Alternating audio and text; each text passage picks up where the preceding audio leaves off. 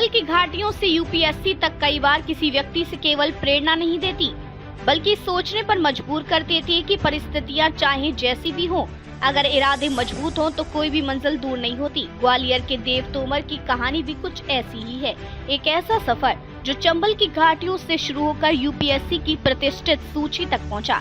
डकैत परिवार में बीता जीवन। देव तोमर का जन्म ग्वालियर के एक ऐसे परिवार में हुआ जिसकी पृष्ठभूमि संघर्षों से भरी रही है। उनके दादा कभी चंबल क्षेत्र के डकैतों में गिने जाते थे। एक ऐसी पहचान जिसने देव को समाज की आलोचना और तानों का शिकार बना दिया। लोगों ने यहाँ तक कह दिया कि डकैत का पोता कुछ नहीं कर पाएगा, लेकिन देव ने ये साबित कर दिया कि किसी की पहचान उसके अतीत से नहीं, उसके कर्मों से बनती है। लोग कहते थे कि तेरे दादा चंबल के बागी डकैत रहे हैं, तुम कभी कुछ नहीं कर पाओगे, लेकिन आज मुझे बहुत खुशी हो रही है क्योंकि मैंने आखिरी अटेम्प्ट में यूपीएससी एग्जाम पास किया है। ये कहना ग्वालियर के रहने वाले देव तोमर का।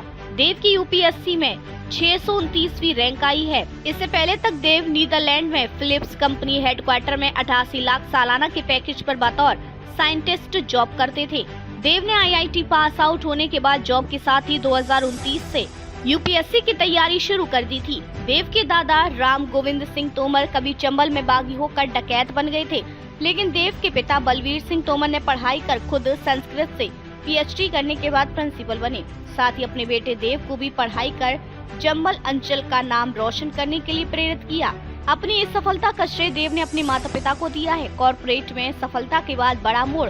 देव ने अपनी पढ़ाई में उत्कृष्ट प्रदर्शन करते हुए आईआईटी में दाखिला लिया और फिर नीदरलैंड्स की मशहूर मल्टीनेशनल कंपनी फिलिप्स के मुख्यालय में वैज्ञानिक के तौर पर काम किया।